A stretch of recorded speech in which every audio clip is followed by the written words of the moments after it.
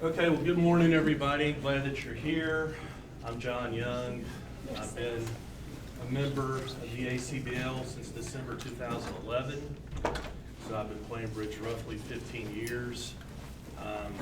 I'm on the unit board, and one of the things I'm in charge of is education. I'm on there along with Michelle Coop. Michelle goes into the schools and tries to get middle school, high school students interested in playing bridge. I'm more geared toward helping novices and beginners learn about some things, that you may not really know about. And one of those is scheduling talks. So we're trying to do this a couple of times a year. We don't want to get people fatigued and burned out, but we usually do these right before the Mentor-Mentee game. So today we're going to talk about defense, specifically leads and defensive carding.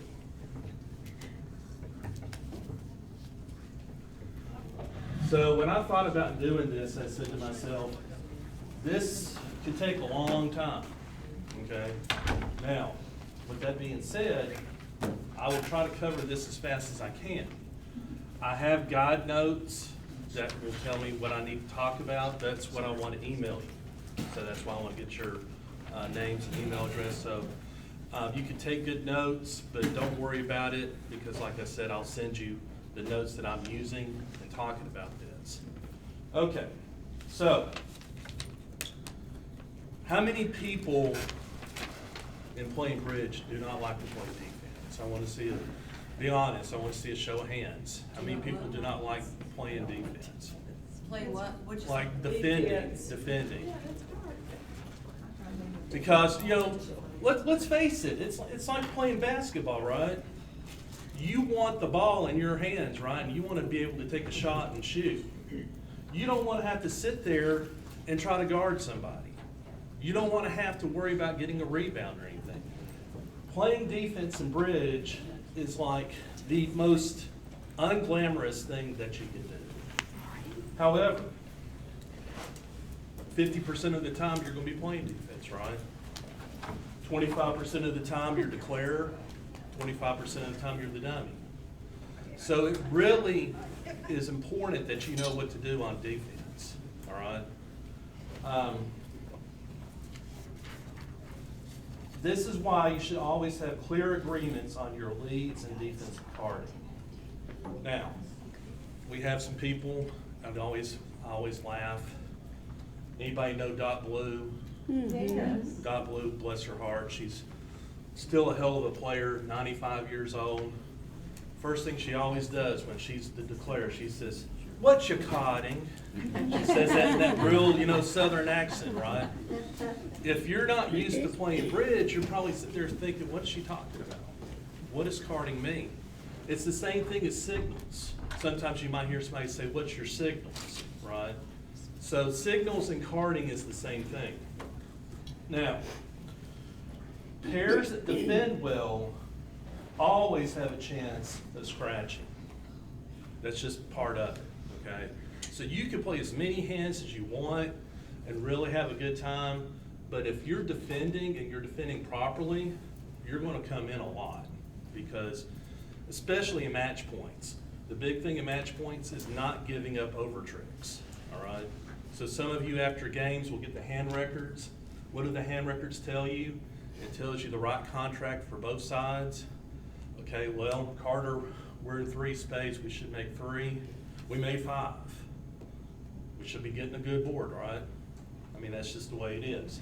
So, when I first started playing bridge here, especially at Vanderbilt, there was a lady named Linda Hansen. Most of you probably don't know who Linda Hansen is. But she used to play at Coley McGinnis. She doesn't play in person anymore. And she told me, she said, it'll take you about 10 years to become a good bridge player. 5, unless you're Chuck Saeed, right? But she said, and this is very true, bidding is the most important part of the game.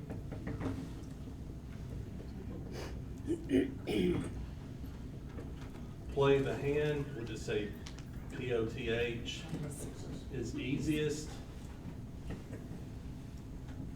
and defense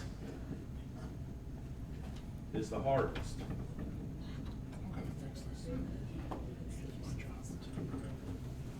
And there's a lot of truth to that. There's a lot of truth to that. Thank you, Paul. So, if you know how to bid, you got a good system, you understand conventions and all this stuff, you'll be able to get to the right spot. Play of the hand, like I said, is the easiest, but defense is the hardest, all right? That's why so many people don't like to defend, right? But, with duplicate, you got to remember, hey, I'm getting these 3-point hands, but everybody else in the room are getting those same hands. So I need to really focus and concentrate and do what I'm supposed to do so we don't get bottom boards. Okay. Now, a lot of duplicate players come from the party bridge, rubber bridge scene, right? And as a result, defense is something they don't really think much about. When I first started playing bridge, I never had played bridge. I didn't play bridge in college, I played pinochle. So when I was in my late 30s, I'm 52 now, I said, I really want to play bridge. So I read books, couldn't figure it out, didn't know what HCP was, any of that stuff. So I sort of learned bridge backwards. Okay, most people play party bridge or rubber bridge, they know how to play the hands and all this stuff, but defense, they don't really care. I learned bidding first from BBO. Then defense sort of came, it came to me. I wouldn't say it came to me quickly, but I started to figure it out. This, believe it or not, is still one of the weakest parts of my game. I've gotten better at it, but I didn't know about covering an honor with an honor, second hand low, third hand high, leading up to an honor.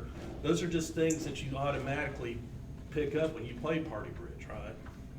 So with defense, as I said, it's vitally important to not give up over tricks. So let's first talk about leads. There's two types of leads. Suit contracts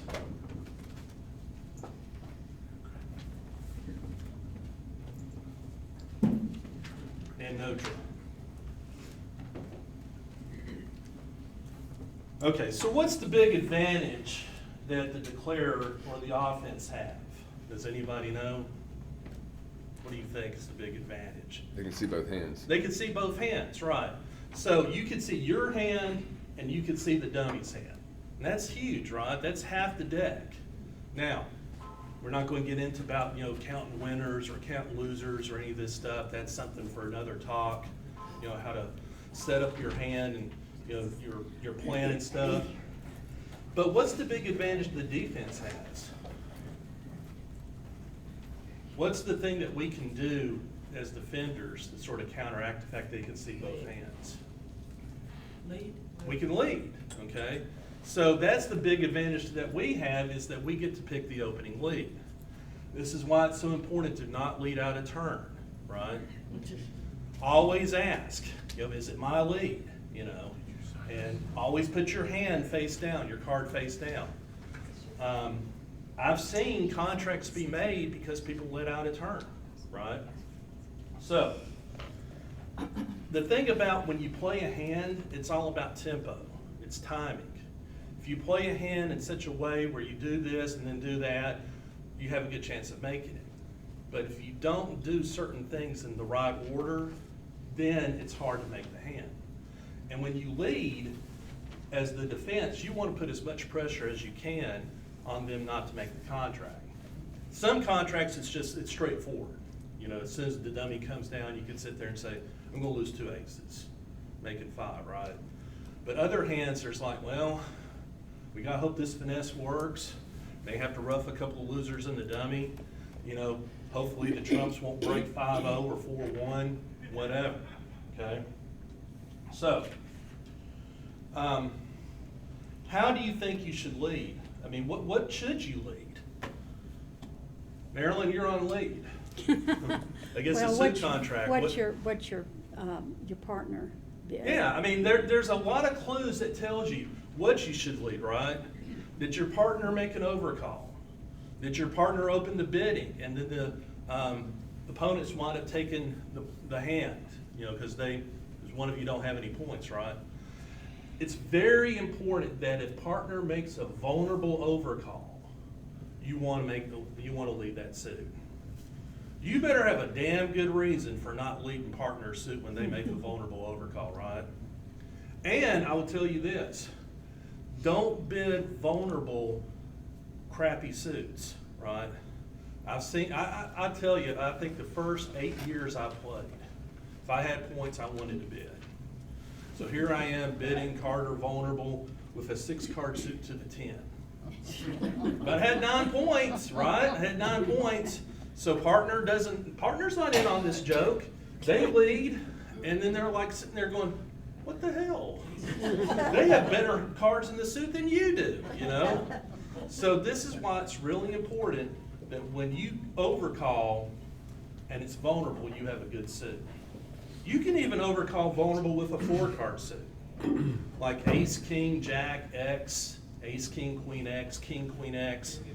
You're really not wanting to play the hand. You're just saying, here's what we should lead and trying to beat the contract. Now, let's see, another, did the opponents bid every suit? They might be like looking for no trump, right? And if they bid clubs, spades, and diamonds, it's obvious you probably should lead a heart. I hear a lot of times, you know, novices or beginners say, well, he had 2 hearts. Had 2 hearts to the 8. Why would I want to lead that? Well, maybe your partner has something in that suit, right? You have to look at it that you're leading maybe through them. Maybe your partner has like the ace queen and they've got the king. So you lead, you know, that suit and trap their king, okay? So that's another thing that you would want to think about. Now, sometimes you're not given enough information and you have to make what's called a blind lead, okay? Like let's say, for example, it goes 1 heart, 2 hearts, 4 hearts. You know, those auctions happen a lot, right? So you don't know what to lead. So you just have to, you know, do what you think is best. A lot of this is bridge judgment. A lot of it's experience, table feel, those type of things that only come with time. Now, some of the best leads against suits, obviously lead partner suit if they bid and they overcall vulnerable. The top of a sequence. So when I say the top of a sequence, I'm like saying king, queen, jack, 10, or ace, king, queen. Some people still play that if you have a doubleton, ace, king, you lead the king and then you lead the ace. That tells partner you have a doubleton. I think the way they do it now is it doesn't matter if you play ace or king, but you have to have that agreement, right? You have to let the partner know, hey, if I lead the king and then I play the ace, I'm showing you a doubleton, okay? So there's all kinds of stuff you have to think about. Now, other than sequences, there's a singleton. Singleton is always a good lead against a suit contract, especially if it's the suit that partner bid.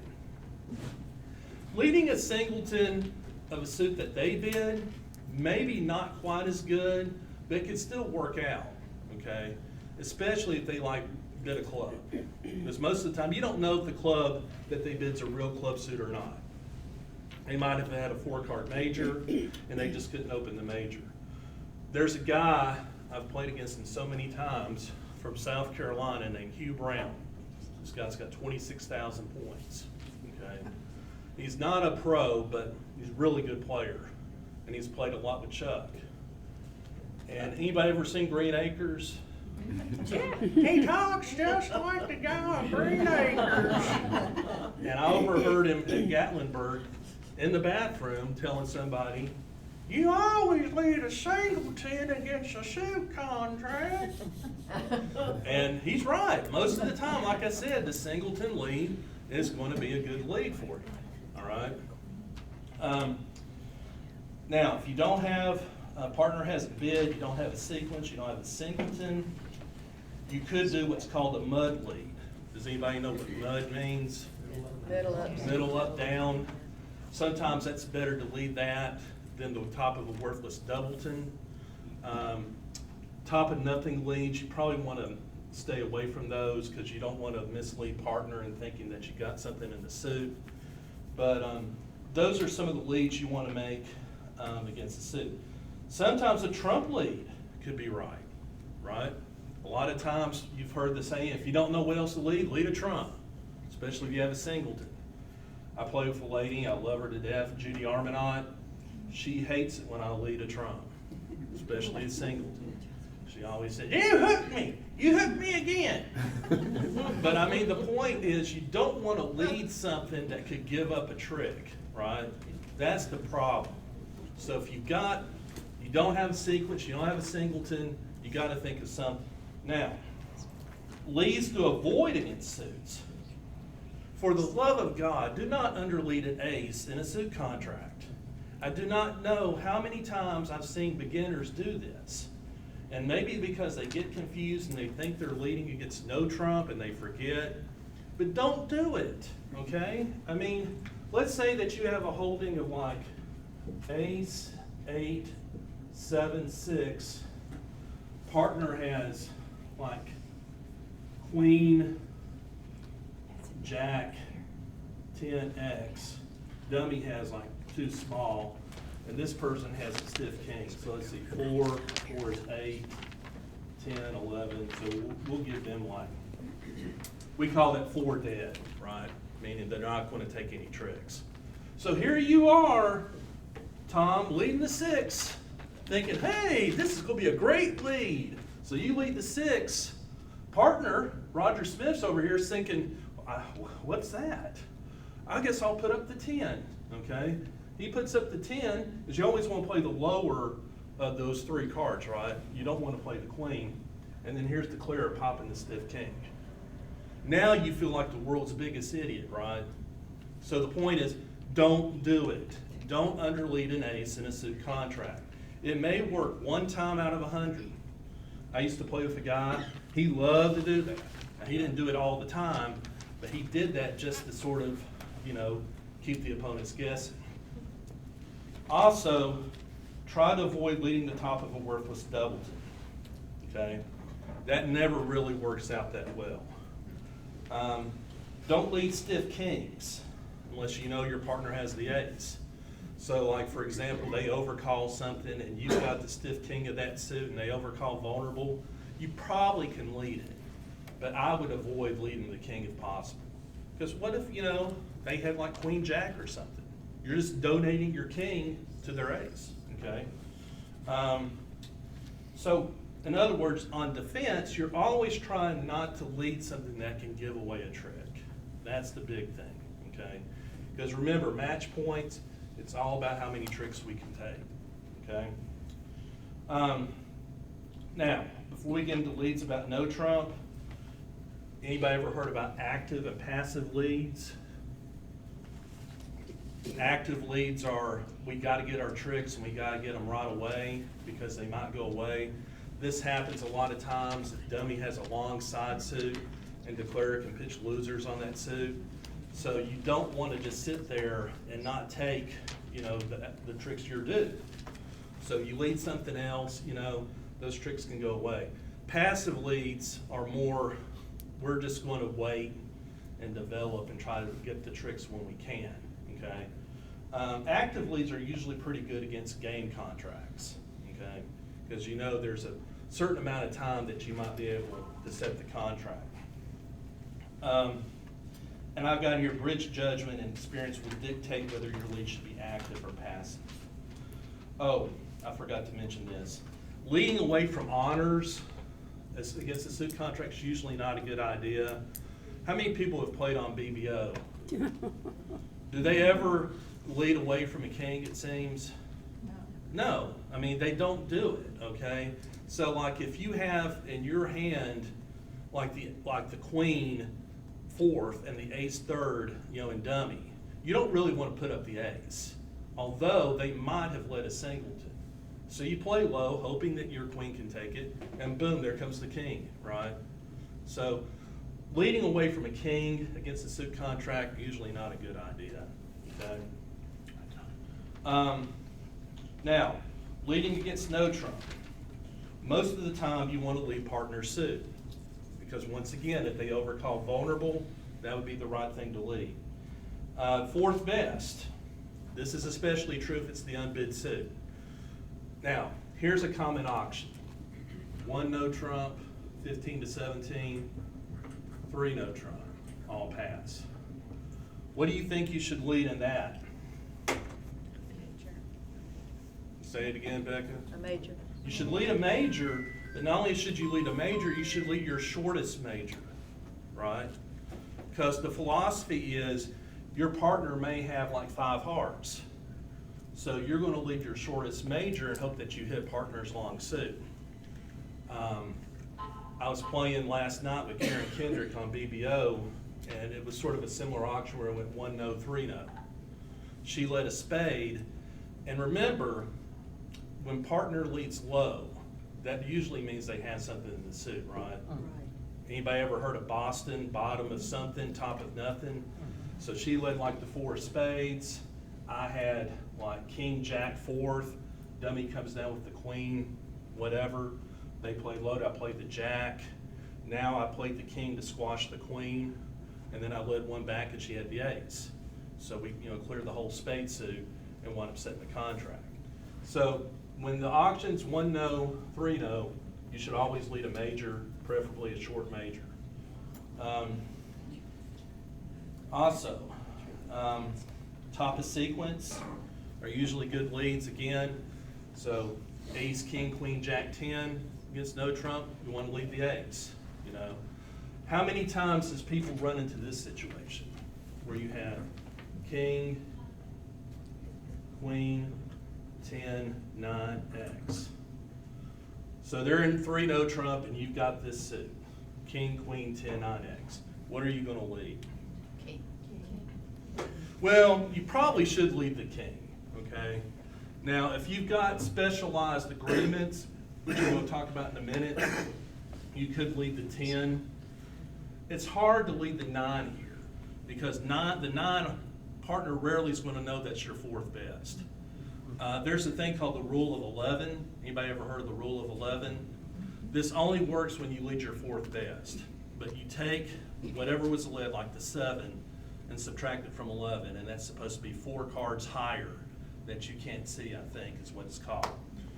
But, I've seen people like, for example, this happened years ago playing in Franklin.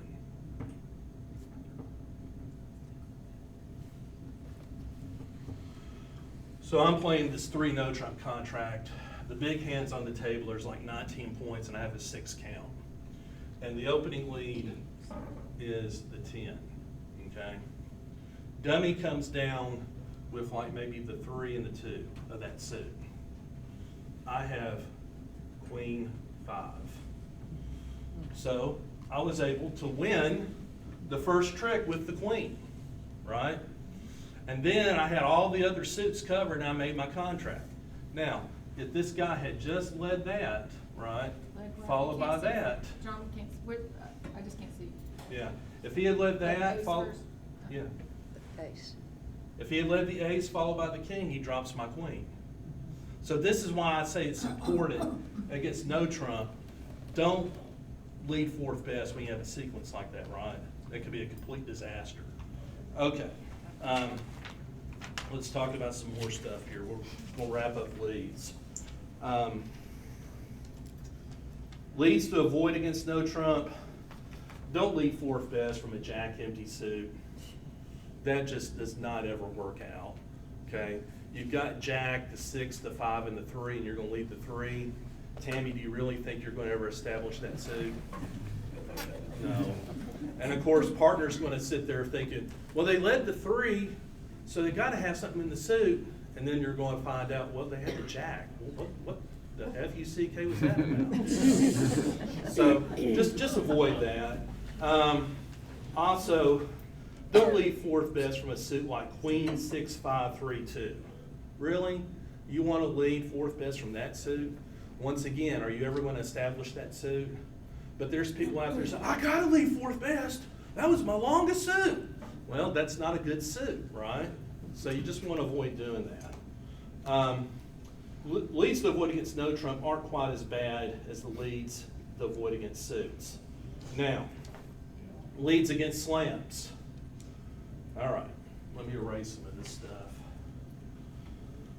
So they're in a slam, and you're on lead, and you have to decide, what are you going to do?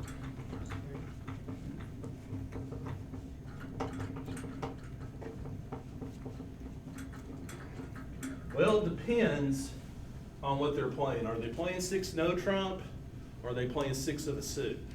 Okay. So this was years ago. I was playing with this lady.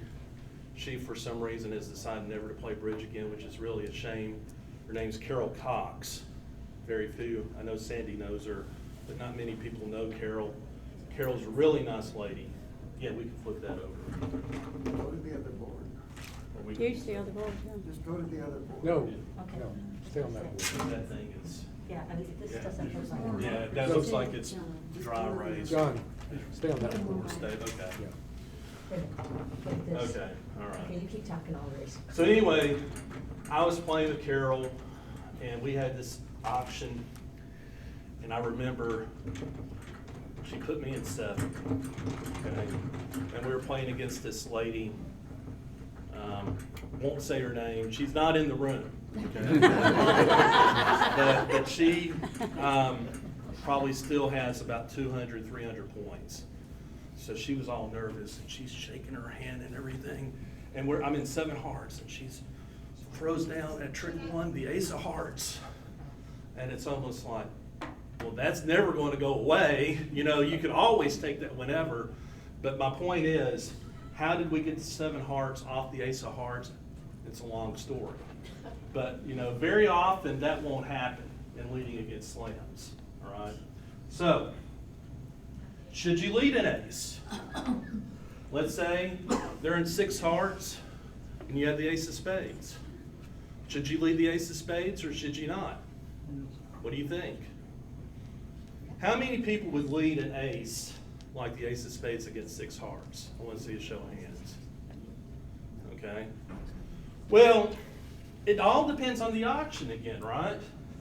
If the auction is such that you have a feeling that one of them are void in spades, you don't want to lead the ace of spades, right? Because if you lead the ace of spades, you might be setting up the whole dummy for them to have pitches. However, if the auction is such that you don't really have an idea of what's going on, I would lead an ace. Because I've seen slams make that should have never made because they didn't lead the ace, right? How many people know Linda Murdoch? Linda's a good friend of mine. I enjoy playing with her. She's actually in charge of education now. We were playing recently, and I think the pair we played against is not in the room. I hope they're not. But we had this auction, and Linda, bless her heart, she didn't really know what to do, and she put me in seven diamonds, okay? Well, we're just off the ace of clubs, right? Well, unfortunately, the person on lead didn't have the ace of clubs. Because you know, against 7, they're going to lead the ace of clubs, right? So when they didn't lead, I was like, well, the other hand has to have the ace of clubs. So I made it because I got rid of the stuff. But the point is, you get in these slams, you don't lead an ace, or you don't lead what you should think, and sometimes they wind up making it. Anybody ever heard of a Leitner double? Does anybody know what that is?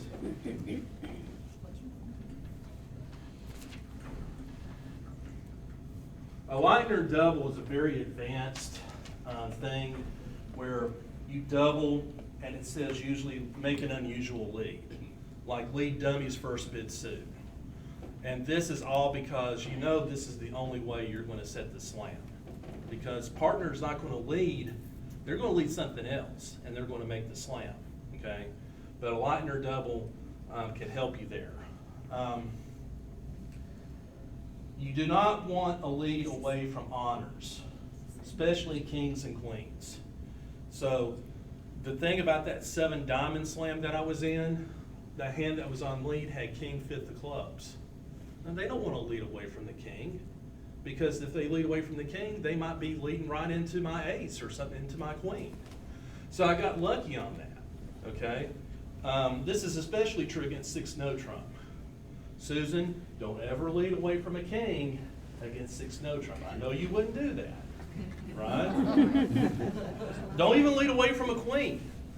This is where you make passive leads against slams.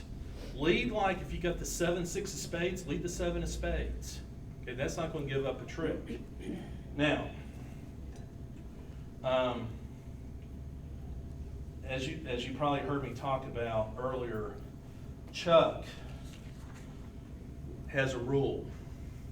He may get mad at me for saying this, but I can handle his wrath. He calls it leading a club. If you have no other thing to lead against a slam, he says lead a club. You will not believe how many times that works out. So go back to that 7 diamond hand. If they had led a club, I go down, right? There's no scientific theory behind this. There's really no explanation, but it works. It seems like it works most of the time. So when you don't know what to lead against a slam, lead a club. You'll be surprised at how many times it's the right thing to do. Okay, so let's talk about this. Is you can look this stuff up on the internet. Journalist leads, coded 9s and 10s, Rusino leads and Polish leads. These are special type of lead agreements. So coded 9s and 10s. Journalist. Rusino and Polish. So most of the time when you do leads, your leads are standard, meaning that it's 4th best, top of the sequence, or single. Coded 9s and 10s are just simply, when you lead the 9 or the 10, you could have 2 or 0 cards higher than that, okay? So that's sometimes useful for partner to know what's going on. So remember when I wrote up, Tom, the king, queen, 10, 9? If you play coded 9s and 10s and you lead the 10, you may be showing, hey, I got also the king and the queen. Or you could have 10, 9, XX, so you don't have 2 higher. The only problem with this is it also helps the declare, right? So declare a lot of times knows what's going on. You get somebody like Art Lowen, he's going to figure out, oh, this is what you have in your hand. Journalist leads are very similar to coded 9s and 10s. It's really sort of complicated. There's a really good write-up on Wikipedia that I would recommend you look at if you're interested in that. Rusino leads, these are where the second highest honor card is led from touching honors. Another little good write-up on Wikipedia. And then Polish leads. This is where you lead low from doubletons. Not very many people in this club have done this, but Liz Ivy, I know Sandy knows Liz Ivy. She's no longer here. She's at Cookville in a nursing home. She can't see, bless her heart. But she used to always say, we lead low from doubletons. And you have to say that because, if you lead the 2 and then, you play the 5, you have to let people know that's your lead agreement. Okay, so let's talk about defensive carding. I've got about 10 minutes. So you have to have an agreement on how you want a card, okay? So if you're asked, what's your card? If you don't really know anything else, just say standard, okay? There was a family that used to play here, the Bowmans, bless their hearts. Nobody ever knew what they were doing, okay? And one time, we even asked the daughter, Kathy Cowan, who Sandy used to play with. And this was really good when Doc Blue would say it. She'd go, what you carding? And I remember Kathy looked at her, she goes, we don't believe in that. And it's not a religion, right? It's not like the Loch Ness Monster or something. I mean, you have to have some kind of an agreement on carding. So standard means you play high when you like it, you play low when you don't like it. Now you have some ambiguous cards like the 5 and the 6.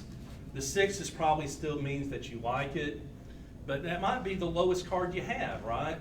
So it's up to partner to figure out, what's going on.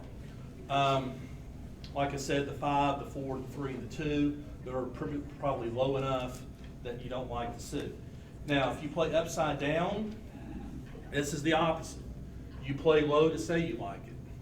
So I play the 2 to say, hey, I like the suit. Or I play the 3 or the 4. I used to play with a guy who always told me, if you play the 2, that means you really have to have the ace. So don't you play the 2 if you don't have the ace, you play the 4. Now, some people, like I said, are pretty anal about that, but you don't have to be that anal. So, how about count and attitude? Everybody heard about count and attitude? When do you give count and when do you give attitude?